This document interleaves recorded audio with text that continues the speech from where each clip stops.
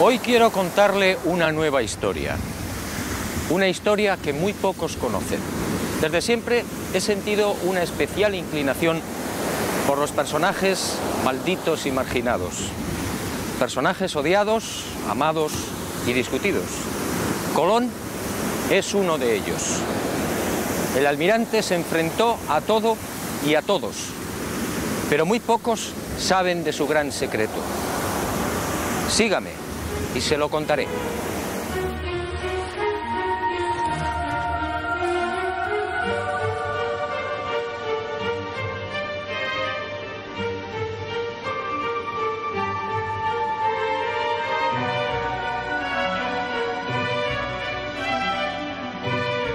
Como decía, siempre me intrigó la tozudez del almirante. Peleó con sabios y con reyes, y terminó venciendo. Nunca comprendí esa seguridad, hasta que el destino puso en mis manos una información confidencial. Entonces entendí. Y la imagen de Cristóbal Colón apareció ante mí en su auténtica dimensión. Un Colón frío, calculador, ambicioso, sin escrúpulos y en posesión de un secreto que no era suyo. La historia, una vez más, fue manipulada. Todo empezó en estas costas de las islas portuguesas de Porto Santo y Madeira hacia el año del Señor de 1476. Mejor dicho, la historia arranca mucho antes y en otros parajes muy distintos. 500 años antes, hacia el 990, los vikingos ya habían mantenido un tráfico regular entre Groenlandia y las costas del norte de América. Los relatos de los audaces normandos se propagaron rápidamente y de Noruega, patria de los vikingos, saltaron a toda Europa, siendo consignados en el 1070 por el sabio alemán Adam von Bremen. Aquel descubrimiento, según los expertos, se debió a la precipitada fuga de Eric el Rojo. Tras una sangrienta venganza, los islandeses desterraron a Eric por 3 años.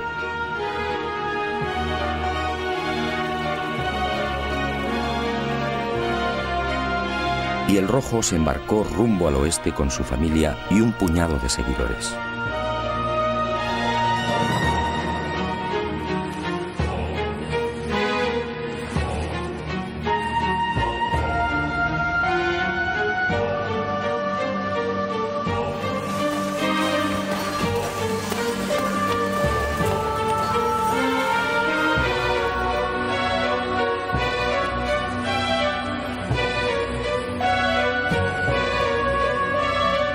Así fue muy probablemente como llegaron a Groenlandia, y de allí a las costas de Massachusetts, entre Boston y Nueva York.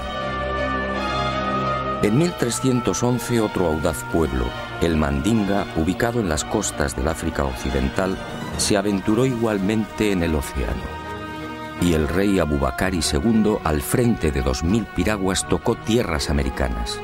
La expedición descubriría Recife, en Brasil, pero nunca regresaron.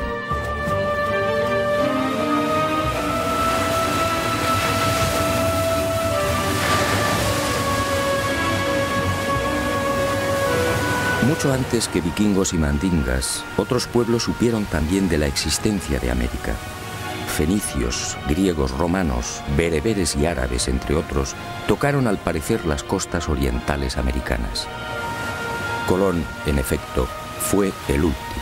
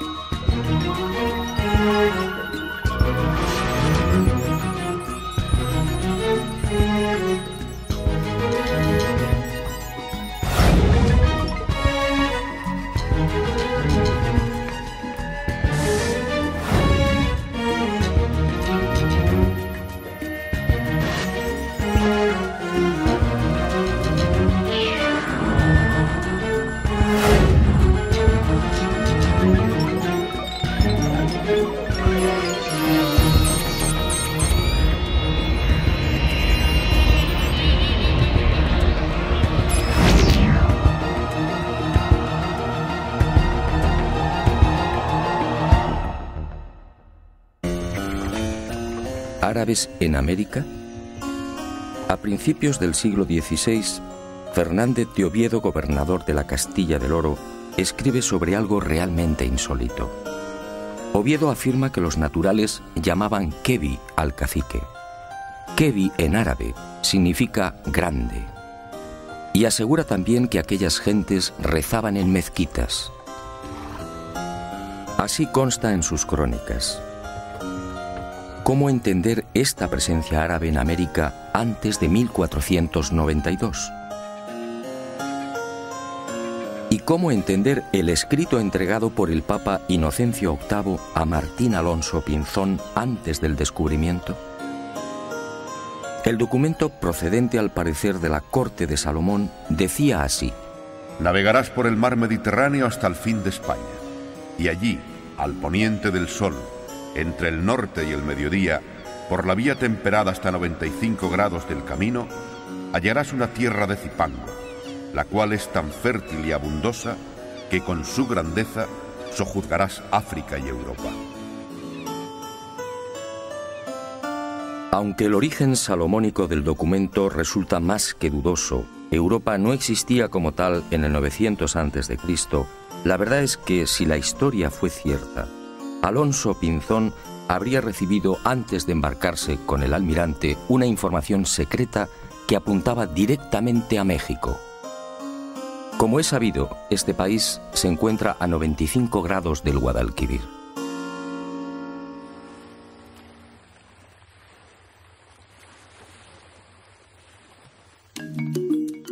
Pero más intrigante aún es la existencia de maíz en tierras del sur de España antes de 1492. Todo el mundo sabe que esta planta es oriunda de América. ¿Cómo explicar entonces lo escrito por Alonso de Palencia con motivo de los ataques de Enrique IV a la ciudad de Granada en 1456? Según Palencia, el rey preparó la conquista de la ciudad morisca, quemándoles en verano las mieses y en otoño las cosechas de mijo y maíz.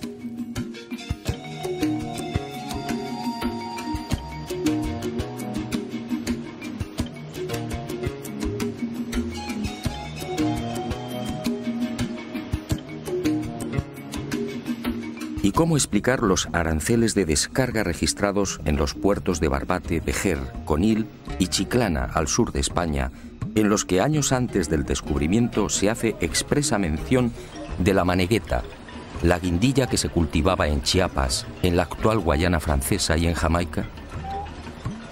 Unos comprometedores aranceles de descarga, en los que también se pasa lista a otras mercancías típicamente americanas. Aranceles, insisto, redactados antes de 1492. ¿Quién transportaba esa mercadería?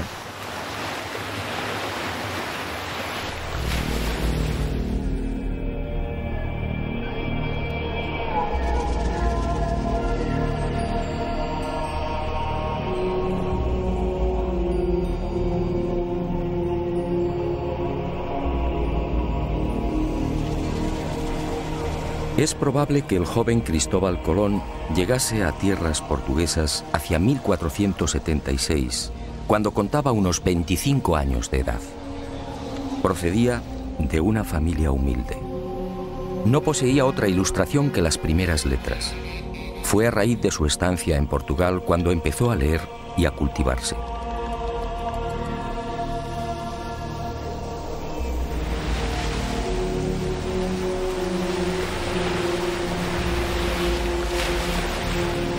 Y fue en Madeira donde entró en los negocios de compra de azúcar. En 1477 se casa con Felipa Moniz, instalándose en la isla de Porto Santo, muy próxima a Madeira. Aquí vive en la casa de su suegra. Aquí, según mis informaciones, arrancó la muy particular e ignorada historia del que llegaría a ser almirante de la mar Oceana. Una historia que Colón mantuvo en secreto. Aquí, Colón escucha de boca de marineros y pescadores una serie de extrañas y enigmáticas leyendas, unos relatos que encienden la mecha de su pasión por la mar.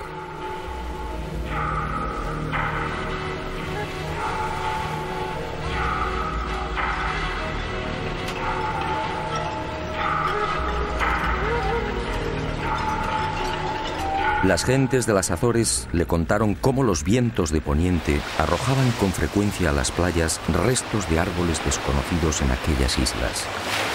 En una ocasión, la mar depositó en la isla de las Flores los cadáveres de 2 hombres de caras muy anchas y aspecto distinto al de los europeos y africanos. En esas fechas, hacia 1477, en un viaje de negocios a la ciudad irlandesa de Galway, el propio Colón fue testigo de la presencia de un hombre y una mujer que habían llegado por mar y que en nada se parecían a los europeos. El genovés los tomó por chinos o hindúes, arribados a Irlanda por el occidente.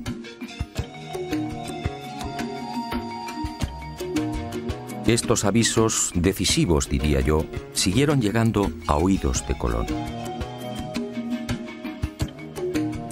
Los pescadores del Cabo de la Vela le pusieron igualmente al tanto de otra singular visión. No hacía mucho se habían cruzado con varias y enormes almadías. Todas disponían de casas de madera y eran gobernadas por gentes extrañas. Pedro Correa, su cuñado, multiplicaría el entusiasmo de Colón por el misterioso occidente con otra noticia de parecido corte. Él mismo había sido testigo de la aparición en las playas de Porto Santo de otro madero labrado y de unas cañas tan gruesas que, de nudo a nudo, podían contener 9 garrafas de vino. Unas cañas nunca vistas en Europa y África.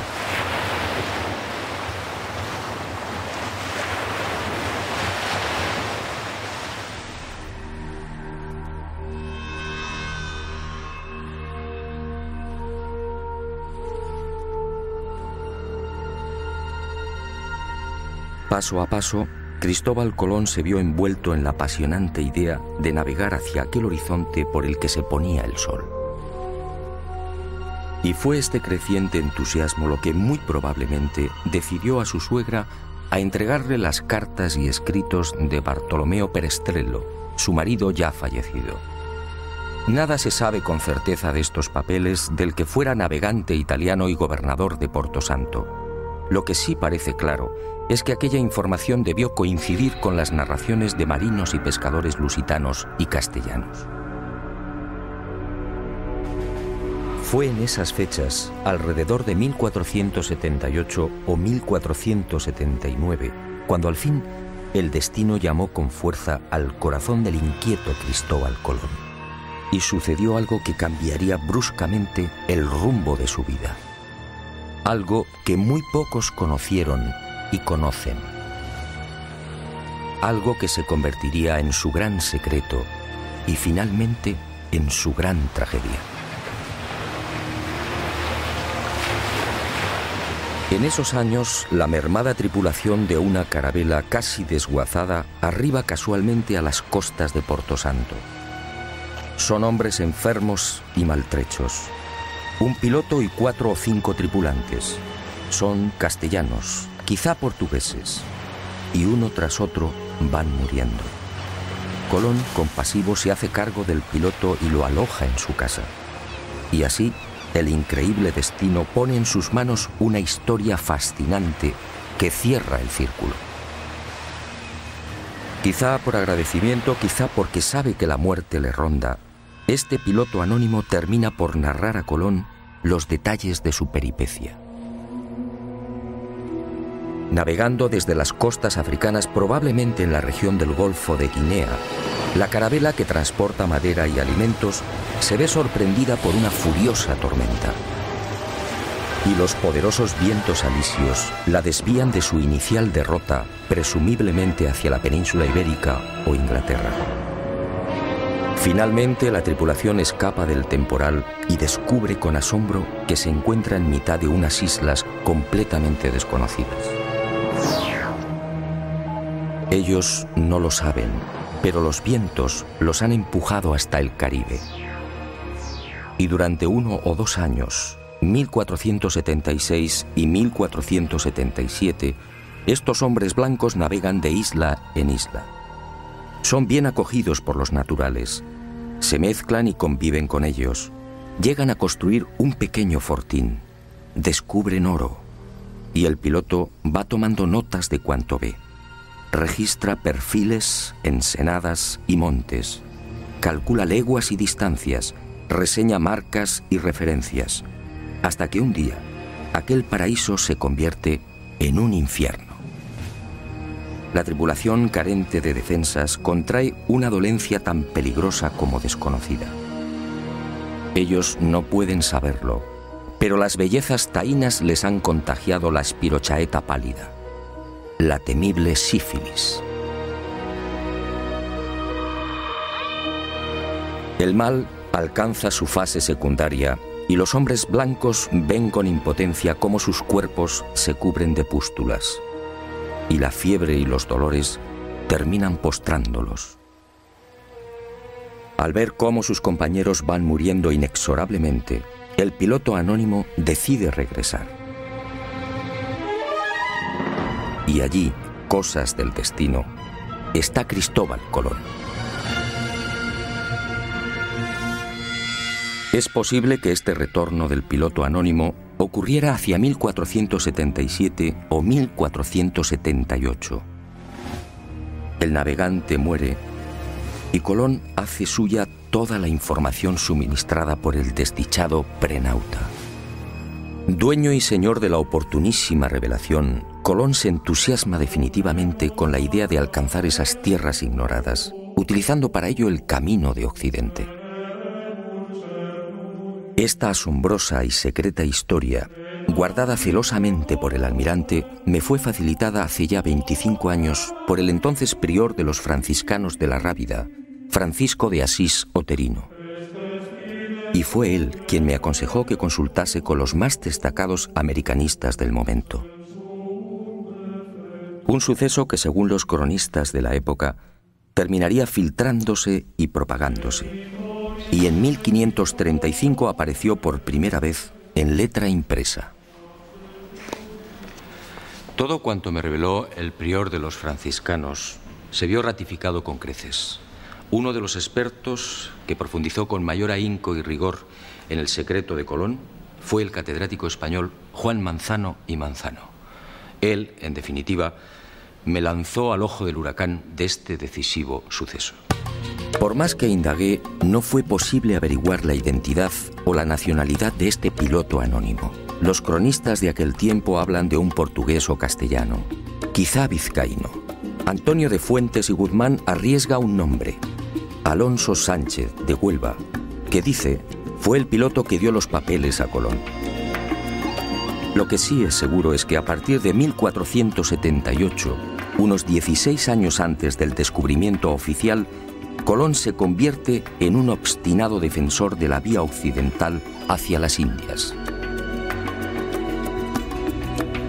Una tozudez enraizada en la apropiación de algo que no era suyo.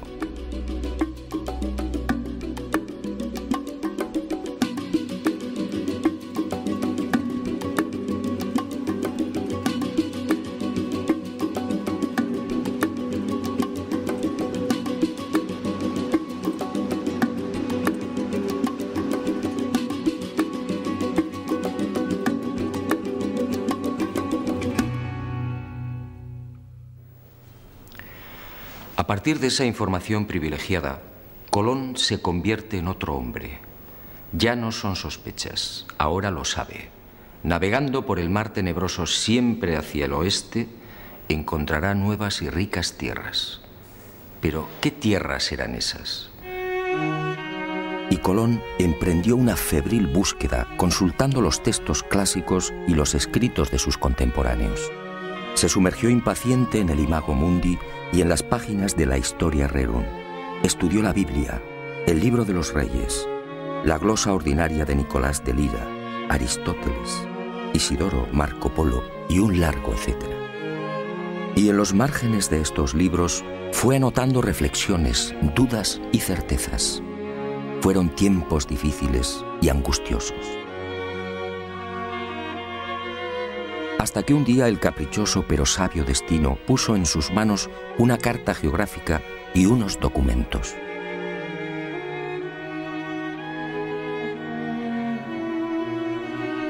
Eran obra del célebre físico, matemático y astrónomo Paolo Pozzo Toscanelli. El 24 de junio de 1474, 2 años antes de la llegada de Colón a Portugal, el canónigo lisboeta Fernão Martins recibía una carta desde Florencia. Era una misiva de su amigo Toscanelli. Meses atrás, durante la estancia de Martins en Italia, el canónigo tuvo oportunidad de cambiar impresiones con el sabio florentino sobre las navegaciones de sus compatriotas, los portugueses, por las costas africanas. Los lusitanos llevaban tiempo intentando alcanzar las regiones orientales de las Indias, donde al parecer se hallaban las famosas islas de la especiería. Y Toscanelli le anunció algo insólito. A las Indias se podía llegar por un rumbo distinto al que pretendían los portugueses. Bastaba cruzar el mar tenebroso, siempre hacia el oeste. Martins quedó impresionado. Expuso las revolucionarias ideas de Toscanelli al rey de Portugal y sin demora Alfonso V solicitó más detalles. Y ese 24 de junio de 1474 llegaba a Lisboa la mencionada carta de navegación y los documentos de Toscanelli, en los que aseguraba que navegando derecho por poniente está pintado el comienzo de las Indias. Unos reinos opulentos llamados Catai y Mangui, señoreados por un poderosísimo monarca llamado Gran Khan.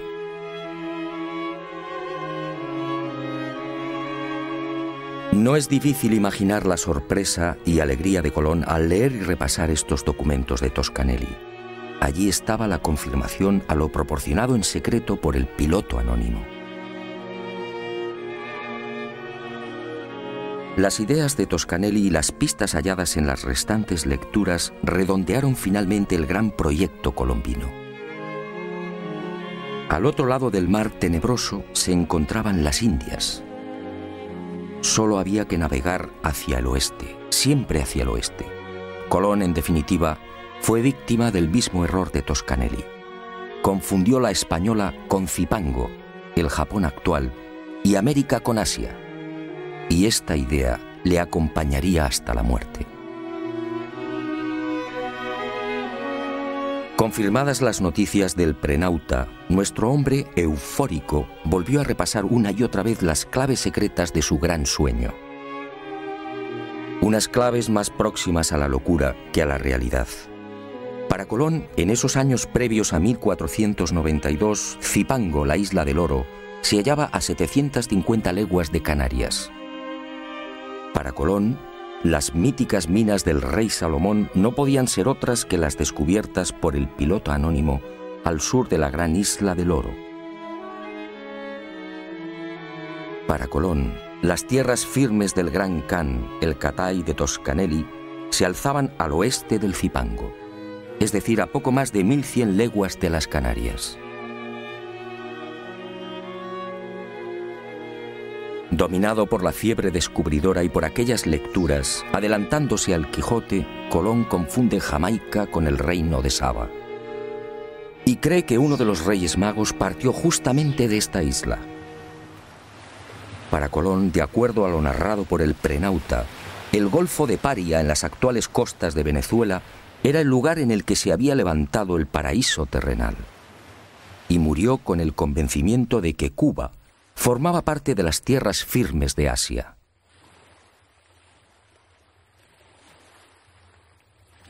Y con el ambicioso proyecto descubridor perfectamente armado, Colón pasó a la acción. Sus primeros movimientos prudentemente lo llevaron hasta la región de Guinea.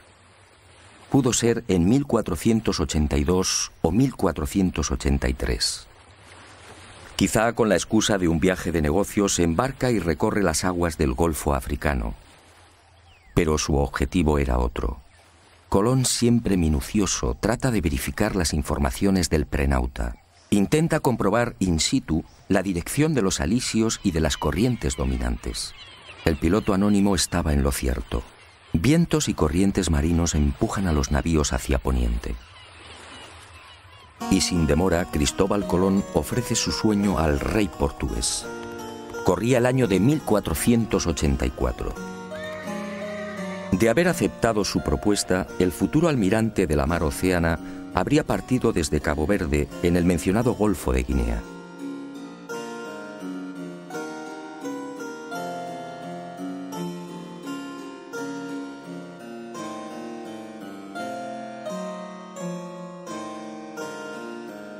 pero Juan II lo despacha con cajas destempladas.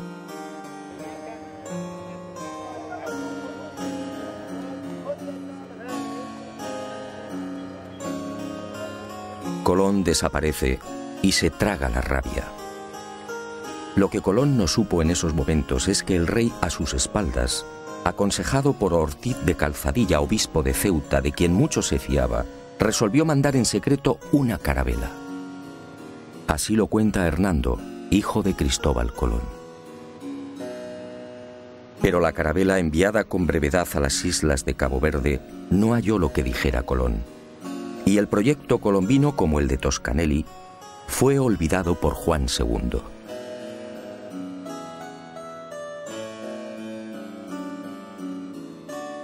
Y el destino siguió tejiendo y destejiendo. Colón supo de la turbia maniobra del rey portugués, y a esta decepción se sumó la muerte de su mujer y la pésima marcha de los negocios. Colón entonces tomó la decisión de abandonar Portugal. Corría la primavera de 1485 y decidió probar fortuna en la corte de la vecina Castilla. Pero antes, apremiado por la escasa bolsa, viajó a Huelva, encomendando a su joven hijo, Diego, a los cuidados de Violante Móniz, su cuñada. Y el destino atento le obligó a pasar por el monasterio franciscano de la Rábida. Allí, Colón recibiría una bocanada de oxígeno. Uno de los frailes, Antonio de Marchena, se entusiasmó con la idea. Y Colón, nuevamente eufórico, fue al encuentro de Isabel y Fernando, los reyes católicos. Nueva decepción. Nadie le cree. La llamada Junta de Salamanca rechaza el proyecto. El testimonio del doctor Rodrigo Maldonado de Talavera, miembro de esta junta de sabios y expertos, resume el sentir general.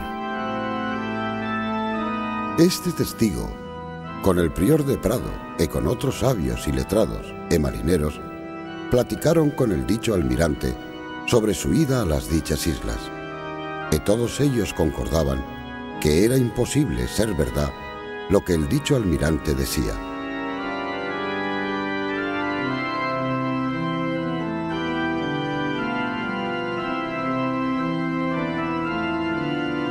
El segundo jarro de agua fría llegó en 1487. Y cuentan las crónicas que el futuro almirante no se rindió. Aquella vieja tozudez lo mantuvo alerta y firme. Pero las cosas no mejoraron. Y cuando todo parecía perdido, cuando el genovés pensaba ya en trasladar su proyecto al rey de Francia, algo cambió. Y estoy de acuerdo con la hipótesis de Juan Manzano y Manzano. Colón, forzado por las adversas circunstancias, no tuvo más remedio que desvelar parte de su secreto.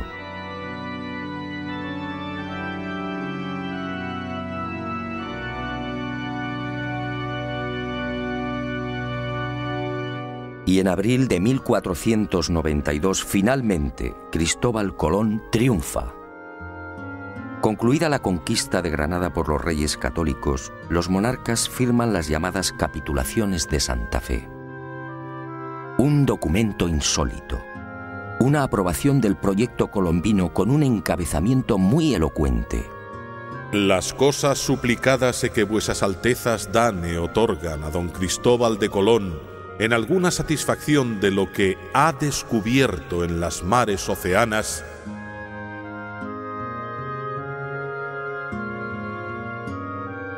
¿de lo que ha descubierto?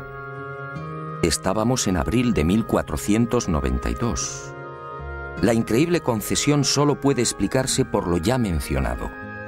Colón tuvo que confesar parte de lo transmitido por el desdichado piloto anónimo. Pero obviamente silenció la fuente y mantuvo como suyo lo que era de otro. Pero hay más. En esos sospechosos documentos previos al gran viaje descubridor, los reyes católicos, al entrar en detalles, cometen 3 indiscreciones que confirman cuanto sostengo. Conceden a Colón los títulos de virrey y almirante y le otorgan 1/10 de cuanto se consiga en esas tierras incógnitas. En buena ley todo esto debería de haber llegado después, y al proceder a la requisa de las necesarias naves, ordenan lo siguiente: para ir a ciertas partes de la mar Océana. Evidentemente, los reyes católicos tenían una información privilegiada. El tercer desliz es mucho más elocuente. Al designar a Diego Rodríguez Prieto como el hombre que debía facilitar las carabelas, la ordenanza real fija su sueldo en 4 meses. Y me pregunto, ¿cómo sabían los reyes católicos la duración del viaje en aquel abril de 1492? Resulta muy sospechoso que solo se equivocaran en 2 semanas. Y llegó el gran viaje. Y con él, y con las siguientes singladuras, Cristóbal Colón terminaría descubriendo sus cartas. Unas cartas marcadas.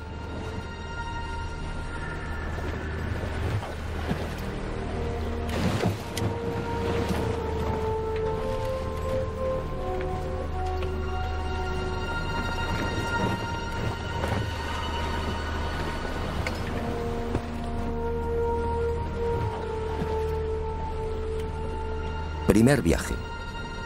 Fiel a lo consignado por el prenauta, Colón, en lugar de navegar directamente hacia Occidente, siguiendo los paralelos de España, alarga la ruta y pone proa al sur.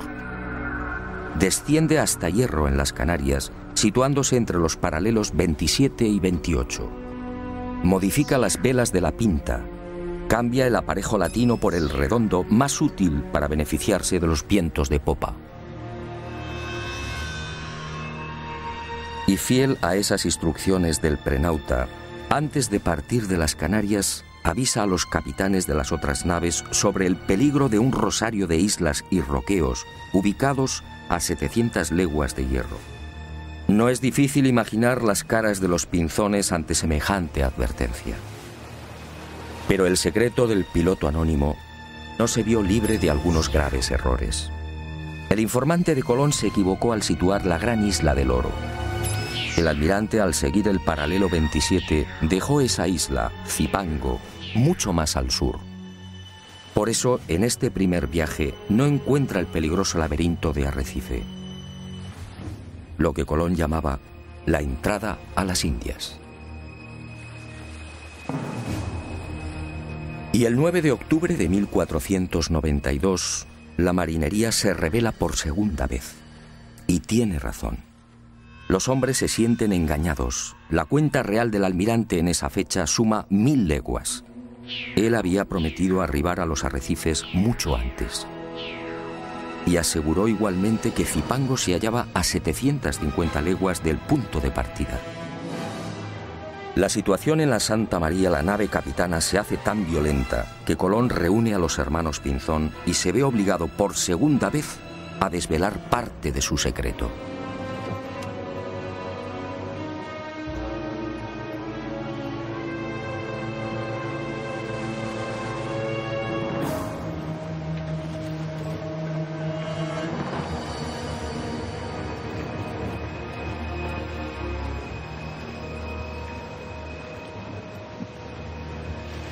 Colón consigue calmar los ánimos y recibe un último plazo de 3 días. Si para entonces no han hallado tierra, regresarán. El 12 de octubre descubre Guanajaní, una pequeña isla del grupo de las Lucayas que Colón bautiza como San Salvador. El almirante, perplejo, no comprende. ¿Dónde ha estado el error? ¿Por qué no han desembarcado en Zipango? Y sigue de isla en isla buscándola. En esos días angustiosos, uno de los ocultos objetivos de Colón se destapa con violencia.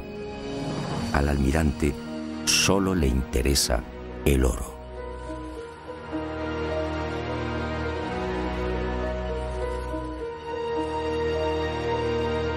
Colón deja atrás la costa norte de Cuba y, siguiendo las orientaciones de los indios, navega hacia el este, obsesionado por las minas de oro de Zipango. Y el 12 de diciembre tiene lugar otro suceso que llena de admiración a los marinos de la Niña y de la Santa María. Al desembarcar en una ensenada que Colón denominó de la Concepción, en la actual Haití, varios de los exploradores aciertan a establecer contacto con un nutrido grupo de indios. Y entre ellos, varios hombres blancos. Hombres y mujeres jóvenes tan blancos, dicen, como los de España. Hombres y mujeres blancos entre los naturales caribeños.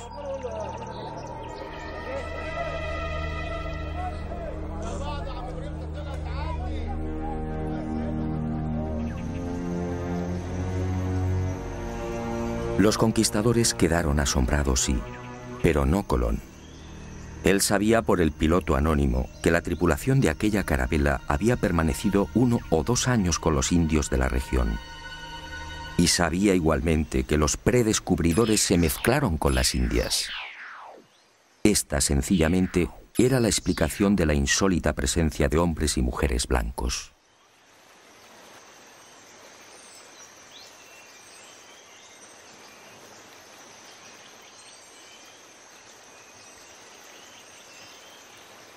Y Colón por fin avista su gran objetivo.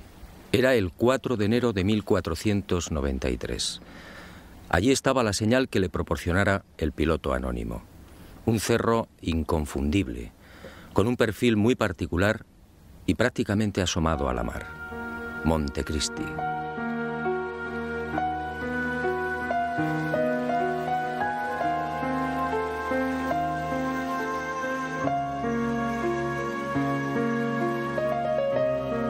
Y sin desembarcar, el almirante anuncia que allí está su ansiado Zipango. Allí, a escasas 20 leguas de la costa, se encuentran las ricas minas de oro. Y la marinería, perpleja, se rinde ante las supuestas dotes proféticas del almirante.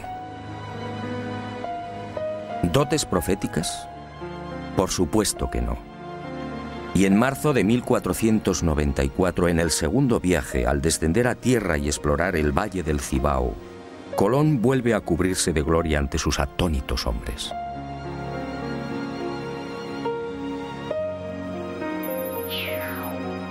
Después de fundar Isabela, marcha decidido hacia el sur, y a 18 leguas exactas de la costa, tal y como había advertido, localiza las minas.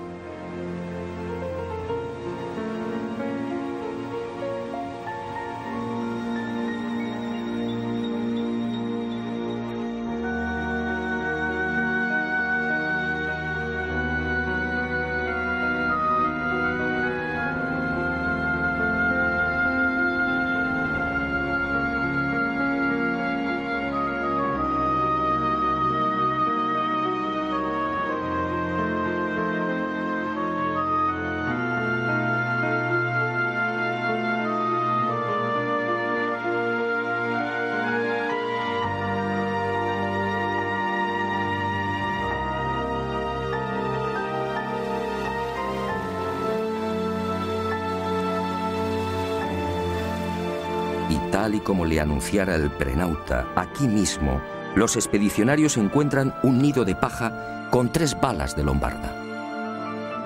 Otra de las señales clave. La viva y aplastante demostración del paso del piloto anónimo por la Española. Por supuesto, nadie se explica cómo han llegado las balas de piedra hasta el corazón del Zipango. Y Colón, satisfecho, guarda silencio.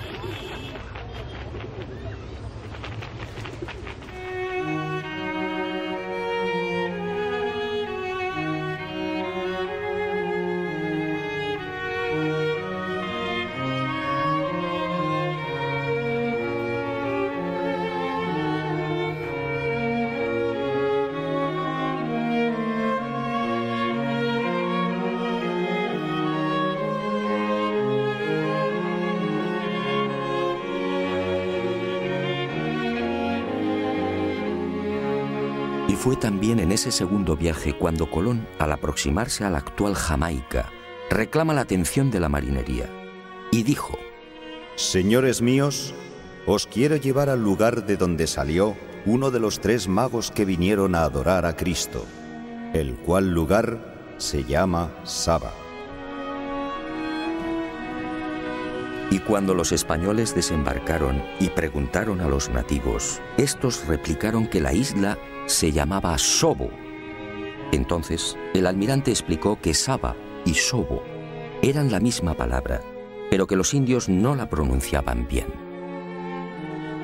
El reino de Saba, otra de las obsesiones de Colón. Y todos, una vez más, se preguntaron, ¿cómo sabía el almirante el nombre de aquella isla sin haber puesto el pie en ella? La respuesta es elemental. Lo sabía por el piloto anónimo. Y conforme siguieron los viajes de exploración, las supuestas dotes proféticas del almirante dejaron sin aliento a cuantos le acompañaron. Así sucedió también en el segundo viaje. Durante esa larga travesía, Colón se sacó una molesta espina. En el primero, como se recordará, no pudo dar con el peligroso laberinto de Arrecife. En noviembre de 1493, en cambio, consiguió avistar la ansiada entrada a las Indias, tal y como le había referido el piloto anónimo. Allí encontró Matininó y Cariz, las islas de las Amazonas y de los caníbales, y las bautizó con los nombres de Guadalupe y Dominica respectivamente.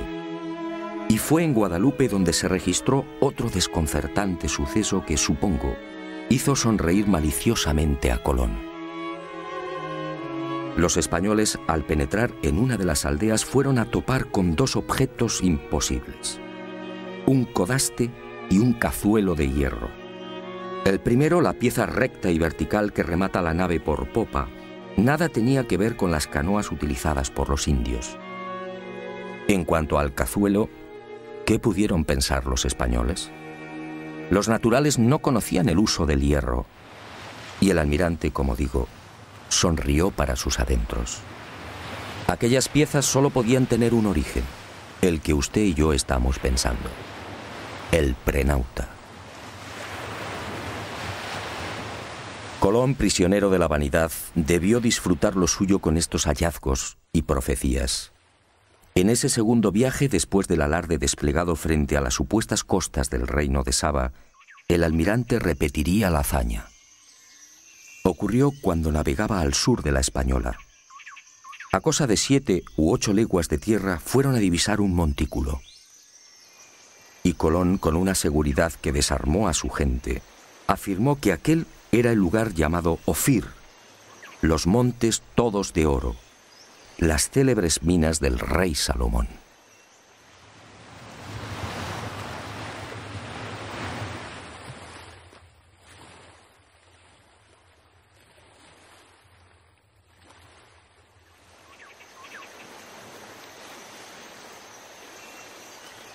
Después, las imaginarias minas del rey Salomón serían explotadas por los conquistadores, y el lugar fue bautizado como San Cristóbal.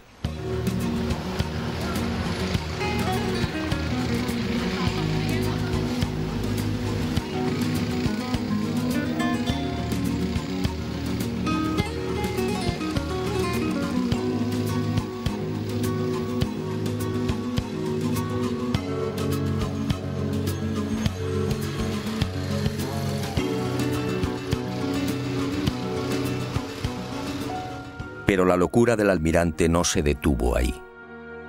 El piloto anónimo le había informado también de un increíble lugar en el que los ríos procedentes de una montaña desembocaban en un enorme lago, produciendo un gran estrépito al chocar con la mar. En el tercer viaje a las Indias, en 1498, Colón busca ese territorio situado a cosa de 50 o 70 leguas al sur de Zipango, según el prenauta. Y lo encuentra. Es el Golfo de Paria, al norte de la actual Venezuela. Descubre el lago, los ríos y queda maravillado al escuchar el fortísimo ruido provocado por la reunión de las aguas dulces y saladas. Y la imaginación, basada en las lecturas del Imago Mundi, le lleva a identificar aquel lugar con el paraíso terrenal. De hecho, lo bautiza con el nombre de los jardines, en recuerdo del jardín del Edén, y murió creyendo que había pisado la sagrada patria de Adán y Eva. Colón, en efecto, disponía de una información secreta y privilegiada, y la utilizó sin escrúpulos incluso para programar los viajes de vuelta a España. El primero sirve de claro ejemplo de lo que afirmo. aquel 16 de enero de 1493, cuando toma la decisión de retornar, pone rumbo nordeste, cuarta al este. Busca el paralelo 38 frente a las costas de Virginia y desde allí, sorteando los alisios, se dirige al este. Los fuertes vientos del oeste y la corriente del Golfo lo desplazan hacia Europa. Y Colón termina desembarcando en Lisboa. ¿Cómo pudo saber que debía navegar hacia el norte? ¿Por qué evita el rumbo que había mantenido con tanta tozudez a su salida de Hierro? Colón no conocía la zona. Nada sabía de la corriente del Golfo y, sin embargo, acertó.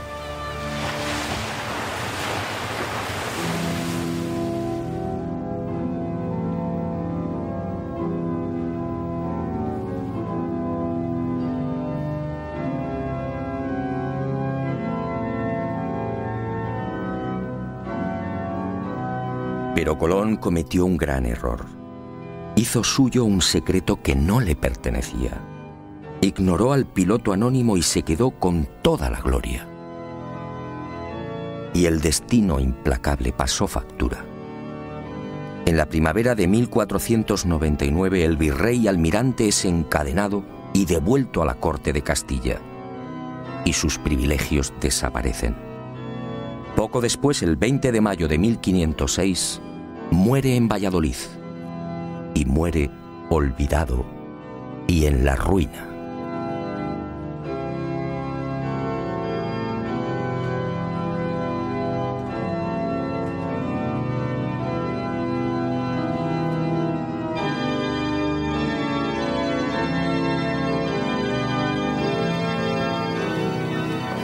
Ni siquiera sus restos descansan en paz.